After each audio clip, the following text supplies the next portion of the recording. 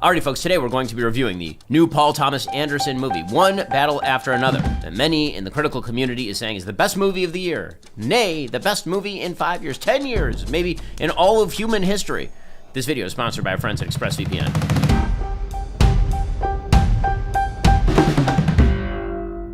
Alrighty, so let's go through this movie. First of all, not good, do not like, bad. The direction is top tier because it's Paul Thomas Anderson, meaning it's a beautiful looking film, it moves quickly. The music is actually quite good. The score is by Johnny Greenwood, who I'm not sure what else he has done, actually, but I thought that the score was effective. I believe he did There Will Be Blood, so it's kind of a spare but effective score by Johnny Greenwood. The cinematography is beautiful. There is a car chase scene near the end that is well choreographed.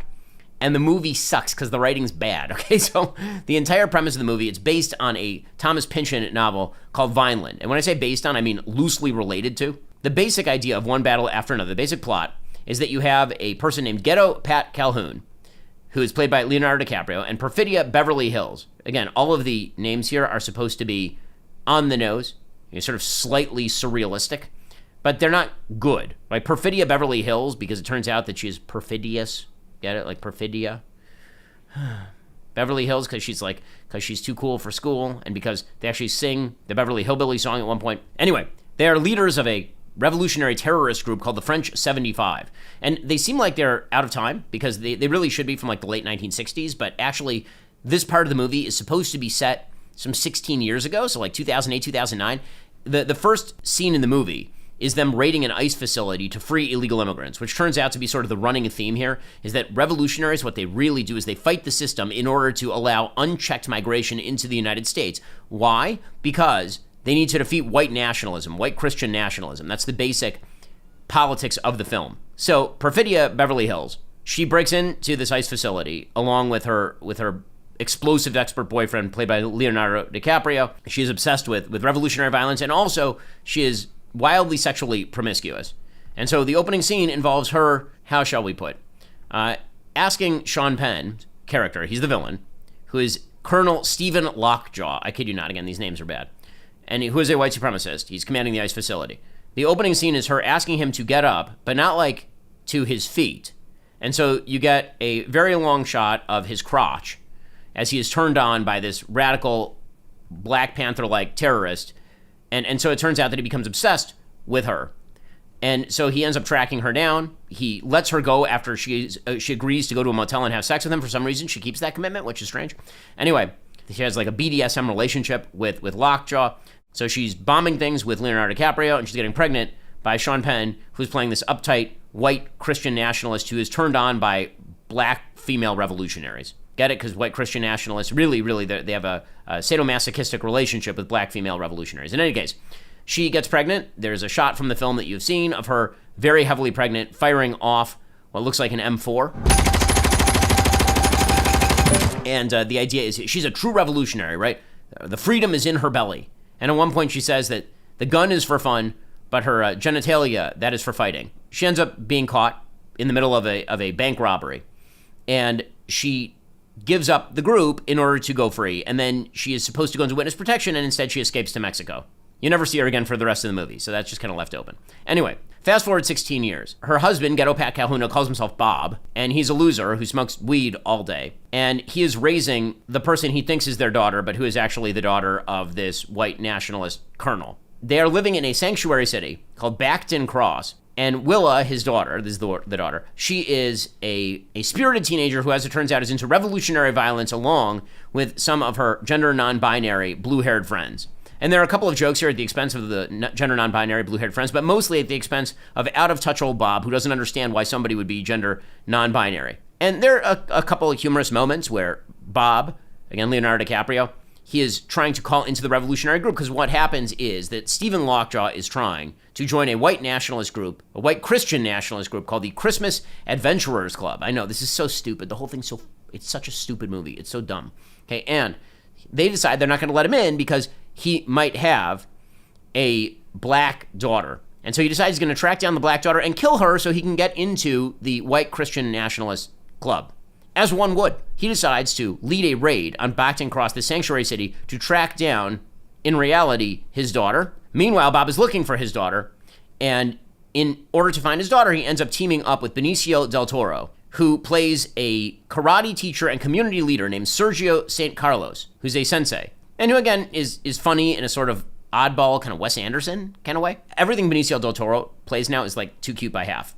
So anyway, he's the leader of an underground railroad for illegal immigrants who are all staying in this facility nearby and who are also engaged with skateboarding terrorists straight out of the Kyle Rittenhouse situation. And he's the big hero, is Benicio del Toro, who's going to help out Bob, but also help out the illegal immigrants while this raid is going on. Okay, we'll get to more of this in just a moment. First, it's often said freedom isn't free, and that's true. Freedom has to be defended. But what isn't said enough is that online freedom isn't free either. It too has to be defended, not by military force, but by a certain technological force, encryption. Strong encryption can protect your right to privacy online and defend you from hackers. So how do you get this encryption? With ExpressVPN. Internet providers track and sell your data. Hackers prey on public Wi-Fi. Governments monitor your every move online. With ExpressVPN, their powerful encryption reroutes 100% of your online activity through secure servers, making your data invisible to prying eyes. We use ExpressVPN all the time at the company. I use it all the time. I'm traveling. I'm using public Wi-Fi. You know what? My data is nobody else's business, and so ExpressVPN keeps it safe. Don't just take my word for it. They invited the world's top auditors, PwC and KPMG, to verify their revolutionary trusted server technology. It is the only system that physically cannot store your data because it runs entirely on volatile memory. While other companies profit from invading your privacy, ExpressVPN goes the extra mile to protect it. Find out how you can get up to 4 extra months by scanning the QR code on screen, clicking the link in the description box below, or by going to expressvpn.com/BenYT. Again, that's expressvpn.com/BenYT to get up to 4 extra months by scanning that QR code on screen or clicking the link. In the meantime, Colonel Stephen Lockjaw, who's with the daughter, decides that he can't kill the daughter himself. Apparently that is beyond his scruples. And so he decides that he is going to hand her off to a Native American bounty hunter named Avanti Q. So Avanti Q, who's this Native American murderer, but it says he won't kill the daughter. So Stephen Lockjaw says to him, I want you to take the daughter to, wait for it, another white nationalist group like bikers, and they will kill her. And the Native American's like, totally fine. So cool. So he puts her in the back of the car. He drives her there. He gives her up. But don't worry.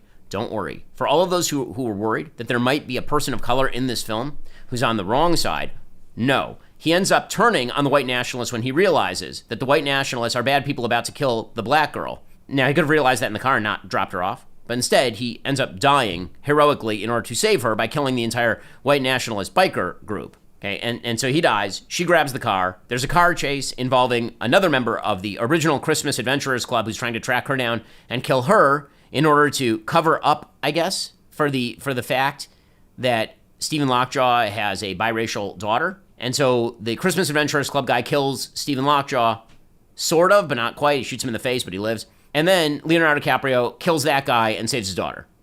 And that's the whole film. At the very end, Stephen Lockjaw lives, but he goes to the Christmas Adventurers Club, and they effectively euthanize him. They say, we're going to let you in, and they put him in an office, and they gas him to death. And that's the end of the movie, except that you get a tag. And the tag at the end of the movie is, Willa gets a letter. She's had a letter from her mom that her dad's been hiding. And she reads the letter, and the letter doesn't actually tell her to maybe lead a better life than she led, or to abandon these revolutionary idiots who are accomplishing nothing. Instead, the letter says that she wishes she had been a better mom, but also she wishes that she had fought the revolution better, and the daughter decides that she too will be a revolutionary, and the end of the movie is Bob, who's now permissive with his daughter, giving her a thumbs up as she goes to perform revolutionary activity. If this sounds like a total mess to you, it's because it is. It is an ideological mess, but it's more than a mess, it's actually quite ideologically bad. The basic suggestion is a conspiracy theory in which the United States is run by white supremacist Christian nationalists, and all people of color and a few nice, incompetent fellow travelers like Bob are going to take on that entire system. And that system must be taken on at the cost of family, at the cost of friendship, at the cost of decency, at the cost of basic human capacity for success. It is better, in other words, to be a complete loser who wastes your life bombing things randomly in order to free illegal immigrants to run willy-nilly across the border than to be like a productive citizen of that society. At no point is that actually considered by anyone, by the way. Like just to be a productive citizen of society. Because the society, as we know, is run by white Christian nationalists. So in other words, when I've talked about permission structures, and I've talked about the permission structures for violence that led to, for example, the murder of Charlie Kirk. And what I've said about those permission structures is that they basically create ideologies. These ideologies are bad because they include 3 components. 1, a conspiratorial view of the universe in which a shadowy cabal of powerful people are responsible for your problems in life and the problems of the world. 2, a belief that your specific group is being targeted. And 3, a belief that violence is justified in self-defense. That's this entire film. This entire film is that. There's a conspiratorial group of white Christian nationalists who are targeting people of color. Those people of color have to band together along with a few moron fellow travelers like Bob in order to take on that conspiracy. And they should bomb things, and they should kill people, and they should do terrible things and say radical things while doing it. I'm in search of subtlety here. I do not understand, honest to God, I do not understand the attempts by some to say that this is a subtle movie in any way. It has the subtlety of a brick. There have been some people at the Washington Post, for example, in the Washington Post entertainment section, who try to draw a different moral from this. One writer, for example, says, quote, "One battle after another shifts the paranoid nightmare of Nixon-era political extremism to our current powder keg moment in a way that helps us process it. Yes, it could get that bad again, and this is what it would look like.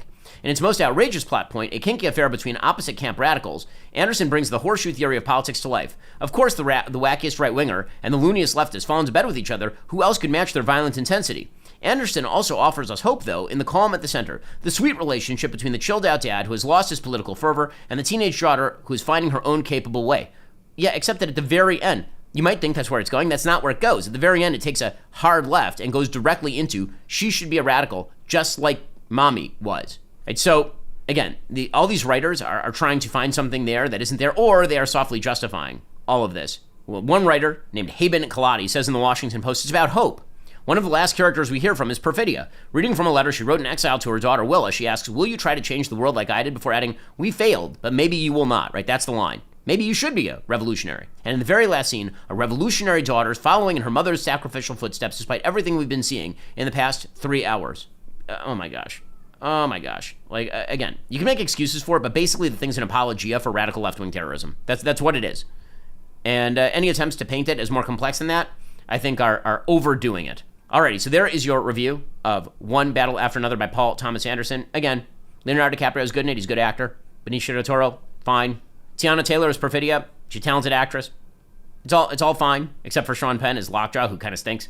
But just a bad movie all around, like Shape of Water style bad movie. It's a little surprising for Paul Thomas Anderson, who's sort of stayed away from the overtly political for a while. And again, I really like some of Paul Thomas Anderson's movies. I think that There Will Be Blood is a terrific film, even though, again, I think the politics tends toward the left. It's very anti-religion and also anti-capitalism. And I think The Master is really maybe his best movie, which is about the power of sort of cults and the draw of cults. But this is it's just bad. It's not good.